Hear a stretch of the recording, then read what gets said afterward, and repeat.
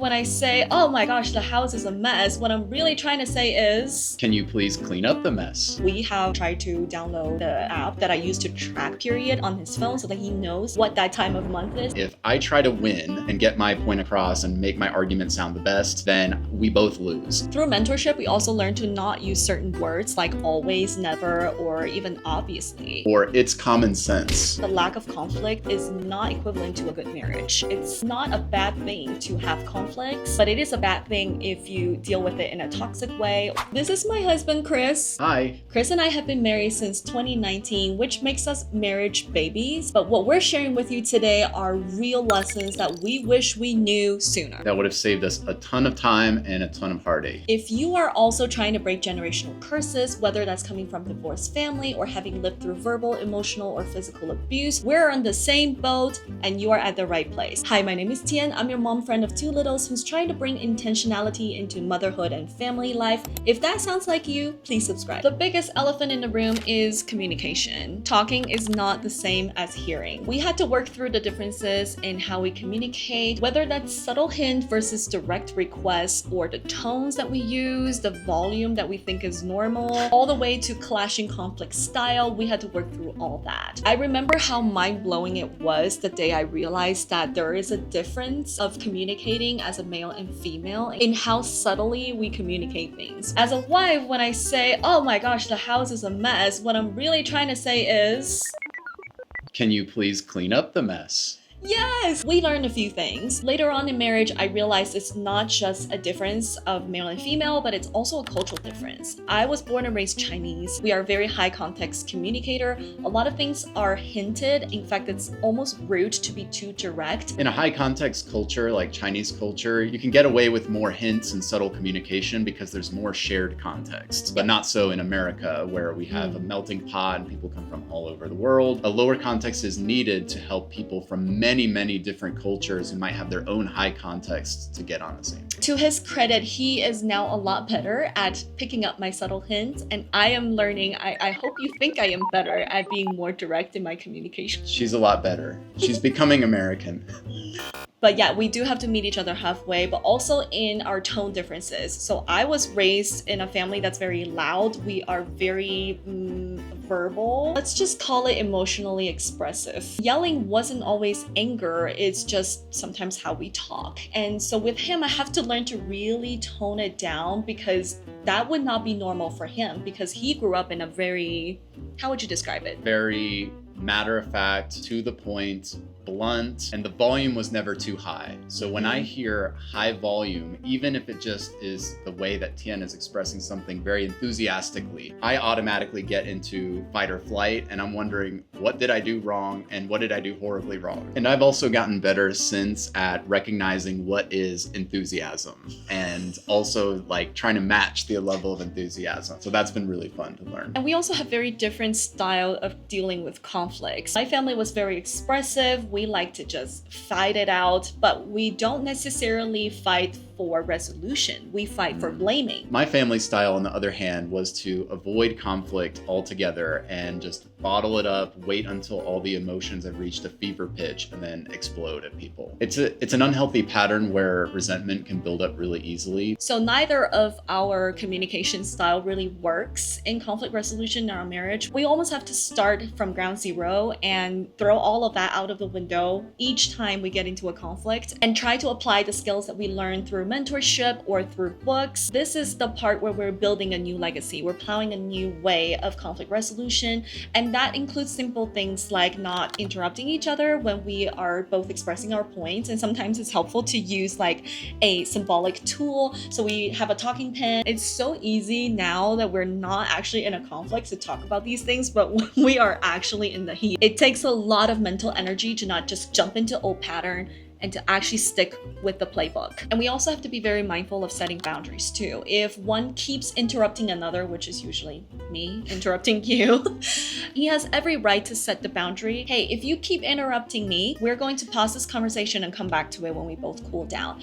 And I remember in the beginning, that just makes me even more furious. I would chase him to the other room and we gotta lash it out. Over time, I realized that, oh, wait a minute, this is actually good for both of us because I realized the necessity for me to cool down on too. Hey, if you're enjoying this video, please give it a thumbs up and subscribe so you don't miss out on weekly updates. Sometimes also setting a time limit on conversations can really help, because we have found in the past that sometimes conversations can go on for 2, 3, 4 hours. And at a certain point, it's just not helpful anymore. You don't even know what you're fighting about anymore. Right. There's nothing wrong about setting a separate time to continue to resolve this issue. If it's like really late at night, sometimes you can just keep on fighting because you're both so grumpy from feeling sleepy.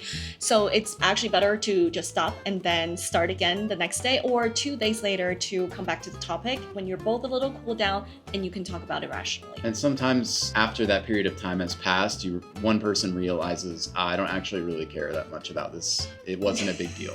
Yes, which happened to me a lot. Once I cooled down, I'm like, what was I even fighting about? Through mentorship, we also learn to not use certain words like always, never, or even obviously. Because what is obvious to one person is not necessarily obvious to another person. Or it's common sense. Oh my gosh. That's a killer as well, especially when you have a cross-cultural relationship where what's common to one is not common to another. Exactly. It's important to not assume and keep dating each other, which is going to be a point further down this video. Something Chris did really well recently is helping us recognize that in order to build a family culture of grace and not legalism, we need to recognize intentions. And I think this framework of saying, when you say X, it makes me feel Y, is actually an invitation for the other person to express their intentions. And usually we have good intentions. We just haven't been able to find a way to put that across. If I try to win and get my point across and make my argument sound the best, then we both lose. If she does the same thing, we both lose. And so we win in arguments when we learn more about each other and when we solve a specific problem. That's so good. And in times of conflict, we had to really remind ourselves that divorce and separation is not an option. Even though at the altar we said, till death do us apart, but when you're in the heat of conflict and the seasons of transition that has a lot of stressors, there are times when there's that little murmuring from the enemy that tells you it's just easier if you just go your separate ways. I have to learn to really pray that away as a voice that tries to kill, steal, and destroy all the good things that God has for us. And the reason that divorce is not an option is not just a cultural or a personal statement, but it's actually from our faith. Once you make that covenant, it's not just a promise or a contract, because you can break a contract and you can break a promise, but you cannot break a covenant. It's the same way that God made a covenant with his people. So the God that created the universe, that keeps everything in order, is unable to actually abandon his people. And so that is what we are emulating in the marriage. And I have to really step out of my upbringing, things that I thought was normal, things like using separation as a threat to try to manipulate my husband into doing the things that I believe is right. And also there's the fear of abandonment. Instead of being the one that potentially is left behind, I want to be the one that says, I want to step out of this first. It's a very toxic self-protection mechanism. There's a tendency also for men to withdraw, right, when marriage gets hard. Though that might not necessarily be something as large in appearance as divorce, separation. It's a way that a lot of men tend to protect themselves and say, I don't want to feel this pain anymore. I'm going to start inserting some distance in between me and my wife. That's good. That is just as bad as like the angry outbursts, even though it might look quiet. It really helped to have mentorship along the way to show us that instead of separating, what are some other options? And that leads to a very important thing we learned, which is that marriage takes a village. We live this so much because if not for the older couples that have helped us, we don't know where we would be by now. There's been 3 or 4 couples that have really walked with us for the past 6 years who have helped us resolve unresolvable conflicts. There was a time when we first moved to where we live now, and we are dealing with so many transitions, which we will talk about in the next point. We had no idea even what we were fighting about. We were just so stressed and so under fire, and we can't stop fighting. So there was one time we would literally drive to our pastor's house because we can't stop fighting. In the middle of a work day. In the middle of a work day. That just speaks volumes to the importance of having that village. Having some accountability for our marriage, and someone who has really walked down the road of marriage a lot longer than we have to come and tell us that, hey, you're not crazy, but let's work through this. These are not struggles struggles you can't work out. We've been there too, but look where we are now. That's so encouraging to hear that from other people. We benefit a lot from having a church community that we feel safe with, that we can share vulnerably what is going on in our lives. And we've also benefited from counselors who would be able to pinpoint what exactly are the root issues, because you're often not just fighting about the things you're fighting about. There's always something underlying. Instead of just addressing the symptoms, we're able to address the root causes with the help of counselors. We're not supposed to figure this out from ground zero. We're meant to stand on the wisdom passed down by people who have walked further down the road. So I highly encourage couples to find that accountability, whether that's peer couples or even older couples or even younger couples to pour into. Don't do marriage alone. It is hard mode, and you're making your life a lot more difficult if you try to do that. Even if you're someone who is pretty self-sufficient, you think, I got this, there's just going to be times where we don't got it. We don't got it. We don't got it. We don't got it. Super important in a marriage for both of us to have a clear answer and the same answer to the question of who comes first. In many cultures around the world, kids come first, right? Where the parents are always sacrificing time and money and energy and convenience for the kids' well-being. No one's going to challenge you. But as a result of our Christian faith, we have chosen to put each other first. That's the number one, and followed by kids, followed by our extended family, friends, and anyone else. We do that because we believe that a marriage full of love and consideration and grace and patience and all of those qualities is going to be the best foundation that our kids can stand on. We've had multiple mentors tell us that once their children hit the preteen, teenage years and they started to understand what a marriage is made out of and how mom acts towards dad and vice versa and what is beautiful about it, that they will often start to say, I learned everything I learned about God or life or what have you from watching you and mom. And that is one of the most beautiful things that I've ever heard. And I definitely long for our kids to be able to say something like that someday. It's really hard to do when you have little children because they demand so much of your time, energy, and attention. But I think it's still pivotal that we prioritize each other, even though we're in a season where our little kids really need us. When time is limited, it's so tempting to, between the person who says, hey, can we spend some time together, and your kid who says, hey, dad, can we spend time together, to say, okay, I need to think the nice way to say it. If I understand you correctly, you're trying to say it's hard to still choose to prioritize your spouse in a season where the little one's needs are much more urgent. And they're much more vocal about it as well. They might ask you 10 times to play with them. Yeah. And your spouse might not even have asked you, but you just know, you're feeling that they need some time with you. Mm-hmm. And he's been very good about that overall. Even when we are just having a conversation casually at dinner table, no matter what comes, everything needs to wait unless it's an emergency. And you've also been very good about keeping us dating, having a date routine. We can't afford to always get babysitters every week to go out for a date, but even if we have it at home, we want to set that as a very intentional time. We don't bring in work troubles, we don't talk about kids' issues, and we just focus on learning more about each other, which is also really important in times of transition. Transitions are opportunities. One thing I have to keep in mind is that we are growing up together, and so we need to give each other a lot of grace during transitions. In our 6 years of marriage, we have gone through a lot of transitions. Starting from getting married, we moved to another country within a month. With COVID. Because of COVID, there's looking for jobs, we're pregnant with our first kid. We have a first kid, we're learning how to become parents, and there's so many stages after that. But you're always trying to adjust to who is the new person that I find myself married to, and how do I love that person rather than who they were a year ago.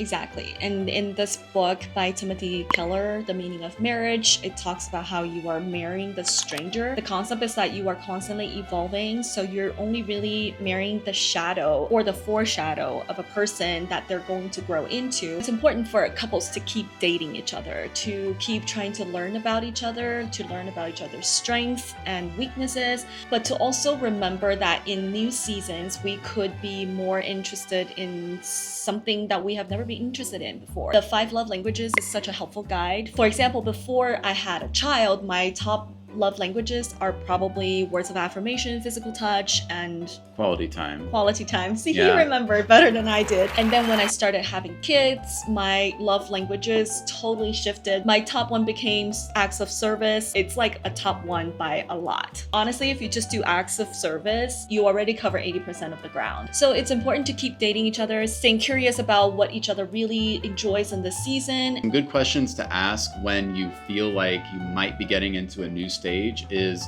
hey, I remember we used to like dates like that. Do you still like dates like that? Or do you feel like they're too tiring now? Want something more chill?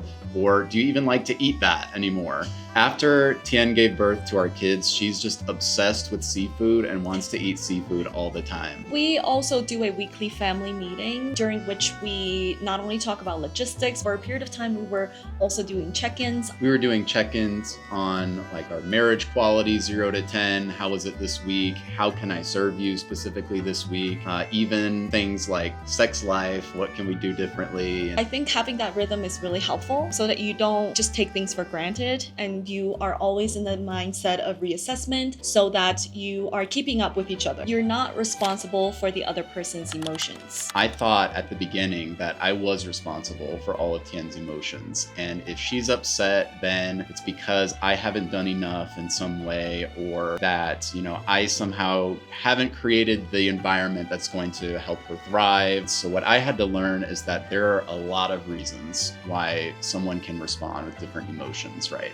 The most obvious one being that I could have screwed up. Right. That's the most obvious one. And in that situation, I am responsible, for the emotions that follow. But it could also just be that I'm on my period, or I'm postpartum, or I'm pregnant and hormonal. And that's something that I had to learn during the last 2 pregnancies and postpartum. Different women have different hormonal profiles. Some might have a little more struggle than others at that time of the month. We have tried to download the app that I use to track period on his phone so that he knows what that time of month is and just stay out of that luteal phase. That was one of the best pieces of advice that she ever gave me. During that time of the month, it's just so easy for her to get triggered by anything. And so for me to know in advance, okay, this is coming in a few days, this is fine, we just need to ride this out, for a few days and we'll be good. One reason she could be upset is she's having a bad day about something that I don't know about. Saying sorry is not going to be helpful. Checking an app is not going to be helpful, but asking, is there something that's upsetting you that I don't know about? Or what happened today? Seems like you're off. That invites a conversation about whatever it is that's bothering her. I think of even just making YouTube videos, right? There's so many components to it. And it's such a creative process that it requires a lot of her. She might just need encouragement for perseverance. She may also feel loved if I ask for help in those moments, right? It may or may not be something that I can help with, but at least the offer makes her feel like, okay, I've got someone on my team. And that's a wrap for the 6 lessons we learned in our 6 years of marriage. I hope you enjoyed this video and you can relate to some of the things that we're sharing as a newer couple. I mean, 6.5 years, that's not bad. Still a kid, still a little kid. We're not 5 anymore. We're all working it out as we go. And before you leave, please be sure to subscribe so I can see you in the next one. Bye! Bye!